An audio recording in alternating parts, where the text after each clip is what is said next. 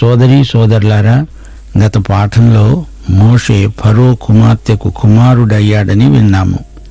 అలాగే మనము దేవుని కుటుంబంలోకి దత్తు వచ్చాము. యేసుక్రీస్తు దేవుని అద్వితీయ కుమారుడు. ఆయనతో సమానంగా దేవుడు మనల్ని ప్రేమిస్తున్నాడు. పరిశుద్ధాత్మకు దత్తపుత్రాత్మ అనే పేరుంది. ఫరో కుమార్తె యొక్క కుమారుడు అంటే ఈజిప్టు సింహాసనానికి వారసుడు. యేసు రక్తముతో మనము కొనబడ్డాము, దేవునికి వారసులమయ్యాము. మోషే ఈజిప్టు సింహాసనానికి వారసుడయ్యాడు. మోషే తరువాత యెహోవాను ముఖాముఖిగా ఎరిగి ఉన్న వ్యక్తి. మోషే వంటి ఇంకొక ప్రవక్త ఇశ్రాయేలీయులలో ఇంతవరకు పుట్టలేదు. దేవునితో ముఖాముఖిగా మాట్లాడిన ప్రవక్త మోషే. ఈ రోజున ఇశ్రాయేలు గొప్ప జాతిగా నిలిచి ఉన్నదంటే మోషేను బట్టే. పాత నిబంధనలో మోషే ఎంత గొప్పవాడో, కొత్త నిబంధనలో పౌలు అంత గొప్పవాడు. నిర్గమకాండం 2వ అధ్యాయం 11వ వచనం నుండి, ఆ దినములలో మోషే పెద్దవాడై తన జనుల వద్దకు వెళ్లి వారి భారములను చూచాడు. మంచి యువదశలో ఉన్నాడు. ప్రజల మధ్య సంచరించాడు. తన ప్రజలు ఇశ్రాయేలీయులు పరాయి దేశంలో బానిసలై బ్రతుకుతున్నారు. మోషే ఆలోచనలపై తల్లి ప్రభావం ఎంతగానో ఉంది. మోషే జీవితంలో మొదటి 40 సంవత్సరాలు ఫరో రాజు ఆస్థానంలో గడిచాయి. ఈజిప్టు సభ్యతను, నాగరికతను బాగా నేర్చుకున్నాడు. ఈజిప్టు జీవిత శైలి అలవడింది. ఈజిప్టు విశ్వవిద్యాలయంలో అతడు పట్టభద్రుడు.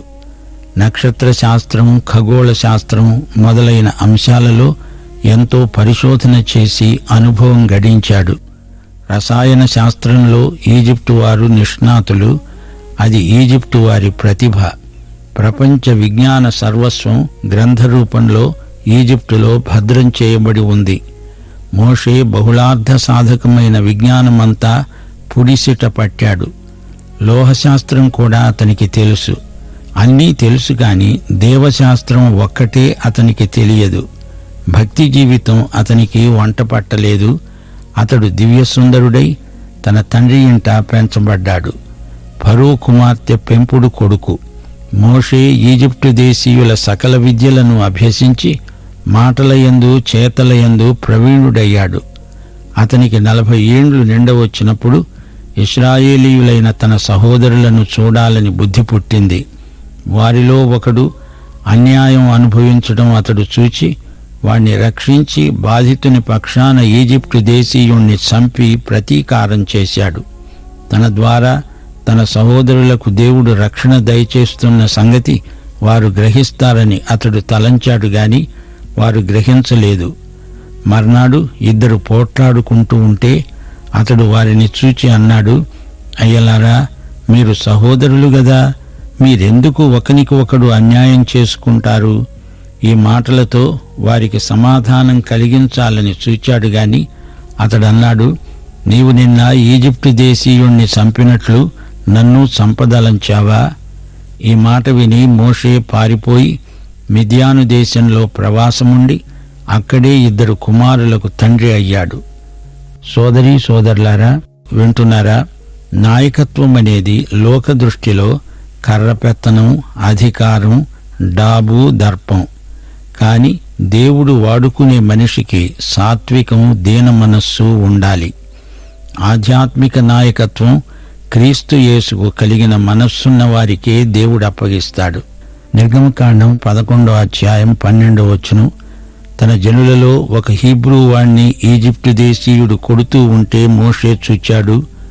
అటూ ఇటూ పారజూచి ఎవరూ లేరులే అనుకొని ఆ ఈజిప్టు దేశీయుణ్ణి చంపి ఇసుకలో అతన్ని కప్పిపెట్టాడు. ఇశ్రాయేలీయులు బానిసలు. మేస్త్రీ ఎవరో ఇశ్రాయేలీయుణ్ణి కొడుతున్నాడు. ఇది సర్వసాధారణ దృశ్యమే. మోషేకు పౌరుషం, స్వాభిమానం పుట్టుకొచ్చింది. ఈజిప్టు దేశీయుణ్ణి ఒక్క పోటు పొడిచాడు. మోషే అటూ ఇటూ చూచాడు గాని పైకి చూడలేదు. పైకి చూస్తే దేవుడు కనిపించి ఉండేవాడు. దేవుని కంటే 40 సంవత్సరాలు ముందుగా పరిగెత్తాలని చూచాడు మోషే. కాని దేవుడు మోషేను మిదియాను అరణ్య పాఠశాలలో బాగా నలగొట్టబోతున్నాడు. తాను చేసిన నేరం ఎక్కడ బయటపడుతుందో అన్న భయంతో ఫరో వద్ద నుండి మోషే పారిపోయాడు. వెడుతూ ఒక బావి దగ్గర కూర్చున్నాడు. మిదియాను యాజకునికి 7 కుమార్తెలు. వారు నీళ్లు చేది తొట్లు నింపుతున్నారు. మోషే లేచి వచ్చి యాజకుని కుమార్తెలకు సాయం చేసి వారి మందలకు నీళ్లు పెట్టాడు. వారు రగూయేలు వద్దకు రాగా అతడన్నాడు, మీరింత త్వరగా ఎలా రాగలిగారు? వారన్నారు, ఈజిప్టు దేశీయుడొకడు మన మందలకు నీరు పెట్టడంలో మాకెంతో సాయం చేశాడు. తండ్రి అన్నాడు, అయితే అతణ్ణి భోజనానికి పిలుచుకురండి, పోండి. ఆ విధంగా మోషే రగూయేలుతో ఉండిపోయాడు. రగూయేలు తన కుమార్తె అయిన సిపోరాను మోషేకిచ్చి పెళ్లి చేశాడు. ఈ విషయంలో మోషే యేసు ప్రభువుకు ముందు గుర్తు. తన ప్రజలు తిరస్కరించినప్పుడు మోషే అన్యుల మధ్యకు వెళ్ళిపోయాడు. అన్యురాలిని భార్యగా స్వీకరించాడు. అలాగే యేసు ప్రభువును కూడా ఆయన స్వకీయులు అనగా ఇశ్రాయేలీయులు నిరాకరించగా ఆయన తన సంఘ వధువును అన్యుల మధ్య నుండి ఏర్పరచుకున్నాడు. ఆ తరువాత రెండోసారి ఆయన వచ్చినప్పుడు ఇశ్రాయేలు జాతి కూడా ఆయనను అంగీకరిస్తుంది. మోషే కూడా అంతే. అదే అతని నివాస స్థలం మిదియాను అరణ్యసీమ. అక్కడ ఉండగా మోషేకు 2 కుమారులు కలిగారు. ఆ అరణ్యంలోనే మోషే సుశిక్షితుడై ఈజిప్టుకు వెళ్లి అక్కడి నుండి తన ప్రజలను విడుదల చేస్తాడు. మోషే చేసుకున్న పిల్ల అన్యురాలు. మోషే మంచి భర్తే కాని ఈ దంపతుల మధ్య అంతగా సదవగాహన ఉన్నట్లు కనిపించదు. సిపోరా అనే పేరుకు అర్థం పిచ్చుక. సిపోరా పిచ్చుక లాంటిది. అసహనం ఎక్కువ. భారీ మనస్తత్వం లేదామెకు. ఆమె మనస్సు సంకుచితం. ఈమె పిచ్చుకమ్మ, కోకిలమ్మ కాదు, హంస కాదు, పిచ్చుక. ఆమె మోషేకు గెర్షోము అనే కుమారుణ్ణి కన్నది. గెర్షోము అంటే ప్రవాసి. ఈ విధంగా అనేక దినాలు గడిచాయి. ఈజిప్టు రాజు చనిపోయాడు. ఇశ్రాయేలీయులు తమ వెట్టి చాకిరిని బట్టి పెట్టిన మొర దేవునికి చేరింది. దేవుడు పితరులతో తాను చేసిన నిబంధన జ్ఞాపకం చేసుకున్నాడు. దేవుడు ఇశ్రాయేలీయులను చూచాడు. వారి యందు లక్ష్యముంచాడు. వారి పట్ల శ్రద్ధాసక్తులు చూపాడు. వారి క్షేమమును శ్రేయస్సును కోరే దేవుడు ఇశ్రాయేలు ప్రజలను విమోచించగోరాడు. ఈ గొప్ప జాతీయ మహోద్యమానికి మోషేను నాయకుణ్ణి చేయగోరుతున్నాడు. దేవుడు ఇశ్రాయేలు పట్ల ఎందుకింత శ్రద్ధ వహించాడు? వీరు ఈజిప్టు దేశీయుల కంటే మంచివాళ్లనా? కానే కాదు. ఇశ్రాయేలీయులు బుద్ధిమంతులై తను చెప్పిన మాట వింటారనా? అది కూడా కాదు. వారు విగ్రహారాధన ఎన్నడూ చెయ్యరులే అని వారిని చేపట్టాడు అందామా? అది కాదు. వీరి అర్హతలు యోగ్యతలను బట్టి కానే కాదు. వీరు మెడవంగని జనాంగం, అవిశ్వసనీయులు. అడపాదడపా విగ్రహారాధన చేస్తూనే ఉన్నారు. ఈజిప్టు దేశం నుంచి వచ్చేసిన తర్వాత కూడా ఏం చేశారో మీకు జ్ఞాపకముందా? బంగారు లేగదూడను పోతపోసి దాన్ని దేవుడని చెప్పి మమ్మను నడిపించుమని దాని వెంటపడ్డారు. దేవుడు వారితో, వారి పూర్వీకులతో తాను చేసుకున్న నిబంధనను బట్టి వారిని సహించాడు. ఆడి తప్పని దేవుడు, దీర్ఘశాంతుడు. అయ్యో, నా ప్రజలు నిస్సహాయులై బానిసత్వంలో మగ్గిపోతున్నారే అని దేవుడు వాపోతున్నాడు. వారి యావద్బాధలో ఆయన బాధ నొందాడు. తన ప్రజలతో ఆయన సంయుక్తపరుచుకుంటున్నాడు. తన ప్రజల బాధ తన బాధే అంటున్నాడు. మీ బాధ, మీ మూలుగు నేను విన్నాను. అబ్రహాము, ఇస్సాకు, యాకోబులతో నేను చేసిన నిబంధనను జ్ఞాపకం చేసుకుంటున్నాను. అవును, 4 శతాబ్దాలుగా వారు పడిన శ్రమలను దేవుడు గమనిస్తూనే ఉన్నాడు. రోమాపత్రిక 3వ అధ్యాయం 23-24 వచనాలు. ఏ భేదము లేదు. అందరూ పాపము చేసి దేవుడు అనుగ్రహించే మహిమను పొందలేకపోతున్నారు. కాబట్టి నమ్మేవారు ఆయన కృపచేతనే క్రీస్తు యేసునందలి విశ్వాసము ద్వారా నీతిమంతులని తీర్చబడుతున్నారు. అనగా పరిగణించబడుతున్నారు. ఉచితంగా అంటే నిర్హేతుకంగా, నిర్నిబంధంగా అని అర్థం. ఎందుకు రక్షించబడ్డాము? దానికి మరే కారణము లేదు. ఆయన కృప, ఆయన ప్రేమ. యోహాను సువార్త 15వ అధ్యాయం 25వ వచనంలో ప్రభు అన్నాడు, వారు నిర్హేతుకముగా నన్ను ద్వేషిస్తున్నారు. ప్రభు, నన్నెందుకింత ప్రేమిస్తున్నావు అని అడగండి, దానికి జవాబు లేదు. ఆయన ప్రేమ, ఆయన కృప అవ్యాజమైనది. మన స్వశక్తితో కానీ, స్వప్రయత్నంతో కానీ మనల్ని మనం రక్షించుకోలేము. దేవుని కరుణ, కనికరము తప్ప మరే కారణము లేదు. దేవుడు మనల్ని ప్రేమించాడు, మనకు ఒక రక్షకుణ్ణి ప్రసాదించాడు. యోహాను సువార్త 3వ అధ్యాయం 16వ వచనం, దేవుడు మనల్ని ప్రేమించాడు అని ఈ వచనం స్పష్టంగా చెప్తోంది. ప్రేమ మాత్రమే కాదు, ఆయన కృప మనల్ని రక్షించింది. క్రీస్తునందలి విమోచనము ద్వారా ఆయన కృపచేత మనము రక్షించబడ్డాము. కొందరు ఈ సత్యాన్ని అర్థం చేసుకోకపోగా అపార్థం చేసుకుంటారు. నేను పాపిని నిజమే గాని దేవుడు నన్నెందుకు రక్షించాడంటే నేనెంత గొప్ప సేవ చేయగలనో ఆయనకు తెలుసు, అందుకే ఆయన నన్ను పట్టుకున్నాడు అంటారు. ప్రియ శ్రోతలు, ఇది కేవలం పొరపాటు. మన నిష్ప్రయోజకత్వాన్ని తగ్గించాల్సిన అవసరమేమీ లేదు. పాపి పాపే. దేవుని కృపా కనికరం మాత్రమే మన రక్షణకు ఆధారమని గ్రహించండి. రోమాపత్రిక 7వ అధ్యాయం 18వ వచనంలో భక్త పౌలు అంటున్నాడు, నాయందు అనగా నా శరీరమందు మంచిది ఏదీ నివసించదని నేనెరుగుదును. చెప్పులేసుకున్న వానికి తెలుస్తుంది చెప్పు ఎక్కడ కరుస్తుందో. మానవ పాపిలో మంచిది ఏదీ లేదు. అందుకే ప్రభు మనకు నూతన స్వభావం ఇస్తున్నాడు. పాత స్వభావాన్ని పట్టుకొని సిలువ వేయమంటున్నాడు. పాతది పూర్తిగా చెడ్డది, మంచిది కానే కాదు. అలాగే ఇశ్రాయేలు జాతిలో మంచిది ఏదీ లేదని ఆయన ఎరుగును. వారు దాస్యంలో మగ్గిపోతూ, కుంగి కునారిల్లిపోతూ ఉంటే దేవుడు కనికరించి కృపతో వారిని సంరక్షించాడు, కాపాడాడు. దేవుడు పాపి అయిన మానవుణ్ణి అతని నిస్సహాయ స్థితిలో రక్షించాడు, రక్షకుణ్ణి ప్రసాదించాడు. దేవుని ప్రణాళిక అంతా దేవునిదే. మానవుడు దానిని ఉన్నది ఉన్నట్లు అంగీకరించాలి, లేకపోతే నాశనం తప్పదు. దేవుడు చేయవలసిందంతా చేశాడు. ఇప్పుడు మానవుని విశ్వాస తీర్మానం మీద అంతా ఆధారపడి ఉంది. దేవుని ఏర్పాటు ఎంతైనా నమ్మదగింది. దేవుడు నమ్మదగినవాడు. కృప అంటే మనలను రక్షించేందుకు దేవుడు కనపరచిన ప్రేమ. శ్రోతలు, మళ్లీ చెప్పనివ్వండి, దేవుడు కృపచేతనే మనల్ని రక్షిస్తున్నాడు. ఆయన ప్రేమతో క్రీస్తునందు మనకు విమోచన ప్రసాదించాడు. సోదరీ సోదరులారా, మోషే జీవితంలో మొదటి 40 సంవత్సరాలు ఈజిప్టు రాజాస్థానంలో గడిచింది.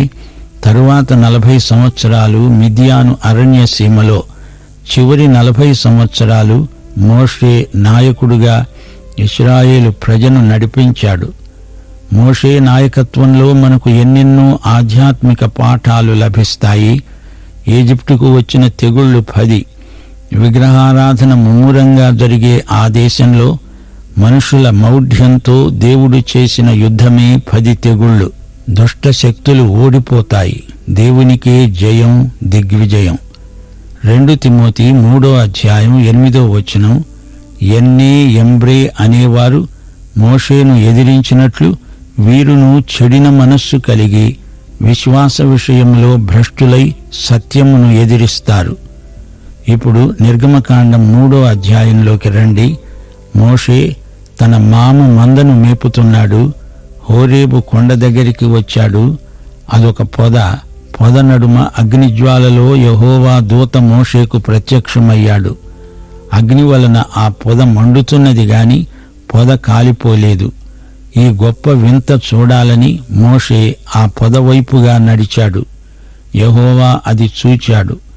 ఆ పొద నడుమ నుండి దేవుడు మోషే మోషే అని పిలిచాడు. చిత్తము ప్రభు అని పలికాడు మోషే. దేవుడన్నాడు, దగ్గరికి రావద్దు, నీ పాదముల నుండి నీ చెప్పులు విడువు. నీవు నిలిచి ఉన్న స్థలము పరిశుద్ధ ప్రదేశం. నేను నీ తండ్రి దేవుణ్ణి, అబ్రహాము దేవుణ్ణి, ఇశ్రాయేలు దేవుణ్ణి, యాకోబు దేవుణ్ణి. మోషే దేవుని వైపు చూడడానికి వెరచి తన ముఖం కప్పుకున్నాడు.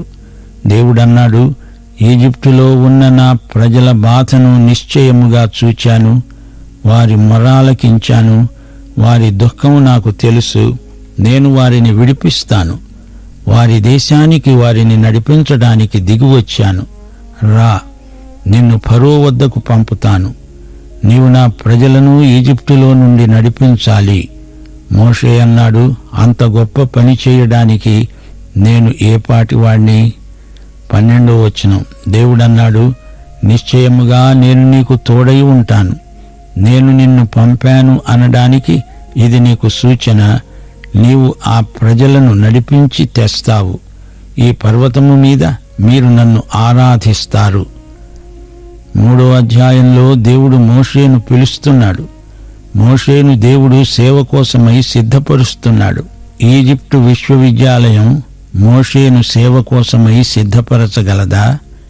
దేవుడే అరణ్యసీమలో 40 సంవత్సరాలు మోషేను సిద్ధపరిచాడు. అది దేవుని పర్వతమైన హోరేబు. అగ్నిజ్వాలలో దేవుని దూత ప్రత్యక్షమయ్యాడు. పొదలో అగ్నిజ్వాల, అందులో నుండి దేవుడు మాట్లాడాడు. పొద మండుతూనే ఉంది గాని అది కాలిపోలేదు. ఆ మంట చల్లారడం లేదు. ఇశ్రాయేలు జాతి ఎలాంటిదో ఈ పొద వ్యక్తం చేస్తోంది. ఇశ్రాయేలు జాతి ఎంత మండినా అది కాలిపోదు, బూడిద కాదు. ఆ జాతి ఎన్నెన్నో ఒడుదుడుకులను తట్టుకొని నిలిచి ఉందంటే అది విశేషమే, అది మర్మమే. మోషే కాలం నుండి ఈ ఘడియ వరకు యూదజాతి మనుగడ లోక చరిత్రలో నిజంగా ఒక వింతే. చరిత్ర నేపథ్యంలో ఎన్నెన్నో జాతులు వచ్చాయి, పోయాయి, లేచాయి, పడిపోయాయి. ఈ జాతిని బాధపెట్టని వారు లేరు.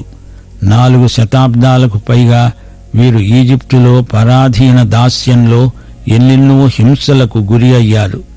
ఈ రోజు వరకు ఈ జాతి ఇబ్బందుల కొలిమిలో కుమిలిపోతూనే ఉంది.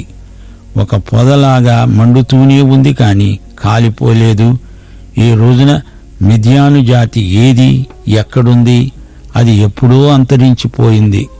నామరూపాలు లేకుండా చరిత్ర గర్భంలో కలిసిపోయింది. మండుతున్న పొదలో నుండి దూత స్వరం వినిపించింది. ఆ దూత ఎవరో కాదు, ప్రభు అయిన యేసుక్రీస్తే. యేసు తన అవతారానికి ముందు పాత నిబంధనలో అడపాదడపా కనపడుతూ వచ్చాడు. మండుతున్న పొద, అందులో నుండి యేసు స్వరం వినిపించింది. ఈ మండుతున్న పొద హృదయాకారంలో ఉంది. ఇశ్రాయేలు జాతి మండుతున్న పొదలాగా దేవుని హృదయంలో ప్రజ్వలిస్తున్నది. అది ఆరిపోదు. ఇశ్రాయేలు జాతితో దేవుడు తనను తాను సంయుక్తపరుచుకుంటున్నాడు. సోదరీ సోదరులారా, వింటున్నారా? మండుతున్న పొద మోషే దృష్టిని ఆకర్షించింది. మోషే గొర్రెలు కాచుకుంటున్నాడు. అయితే అదే సమయంలో ఈజిప్టులో అతని ప్రజలు గోడుగోడున ఏడుస్తున్నారు. అదే మండే పొద. వారి బాధలో దేవుడు తాను బాధపడుతున్నాడు. తన ప్రజలను నడిపించడానికి ఒక నాయకుడు కావాలి. అతడే మోషే. మోషేలో ఈ మంట ప్రజ్వలించాలి, లేకపోతే అతడు నాయకుడు కాలేడు. క్రైస్తవ నాయకులారా, మీరు మీ ప్రజలకు మండుతున్న పొదలాగా ఉండాలి. మండుతున్న పొద సేవా సంకేతం, నాయకత్వ ప్రతీక. మోషే అరణ్యంలో అంతకు ముందు ఎన్నెన్నో పొదలను చూచాడు. అవి మండటం గమనించాడు. కాని అవి కాసేపు మండి ఆరిపోయాయి. ఈ పొద విలక్షణమైనది. ఇది ఆరిపోదు, మండుతూనే ఉంటుంది. ఆ మాటకొస్తే మోషే తన ప్రజల కోసం ఈజిప్టులో మండిపోయాడు. కాని ఆ మంట కాస్త చల్లారిపోయింది. ఎందుకని? అది దేవుని మంట కాదు. ఈ మంట దేవుడే రగల్చాలి. సొంత మంటలు అనేక మంది నాయకులలో మండి మండి చల్లారిపోతాయి. ఎందుకని? అది దేవుడు పెట్టిన మంట కాదు. అది వారి సొంత మంట. దైవసేవ ఆరని పవిత్రమైన మంట. మోషే అదేదో వింత అనుకున్నాడు. కాదు, అది ఇశ్రాయేలు జాతికి జీవన్మరణ సమస్య. మత సంబంధమైన వింతలు ఈ రోజున చాలా చోట్ల ప్రదర్శిస్తున్నారు. ప్రియ శ్రోతలు, వింతలు వినోదాలు కావు. ప్రజల కోసం దేవుని గుండె మండిపోతున్నది. ఆ మంట సేవకులలోకి రావాలి. పెంతెకోస్తు ప్రభంజనం బలంగా వీచింది. అది వింత కాదు. వేల కొలది ప్రజలు దేవుని స్వరం విని రక్షించబడ్డారు. దేవుని మంట నీ గుండెలో నా గుండెలో ప్రజ్వలించాలి. దేవుడన్నాడు, మోషే ఆగు, దగ్గరికి రావద్దు, నీ కాలి చెప్పులు అక్కడే విడువు. నీవు నిలిచి ఉన్న భూమి పవిత్ర భూమి. చెప్పులు వేసుకుని ఠీవిగా దేవుని సన్నిధిలో నడుస్తావా? దేవుడంటే అంత చులకన, చవక, నిర్లక్ష్యమా? దేవుడు మామూలు మనిషిగా కనపడుతున్నాడా? బోయజు రూతును గురించిన విడుదల సందర్భంలో సమీప జ్ఞాతిని చెప్పులు విడువు అన్నాడు. అతడు చేతకాదన్నాడు గనక చెప్పులు విడవాలి. చెప్పులు విడవడం దీనత్వాన్ని సూచిస్తుంది. పాఠం ఇంతటితో సమాప్తం. ప్రభు అయిన యేసుక్రీస్తు వారి కృప, తండ్రి అయిన దేవుని ప్రేమ, పరిశుద్ధాత్మ యొక్క అన్యోన్య సహవాసము మనకందరికీ సదాకాలము తోడై ఉండునుగాక. ఆమేన్.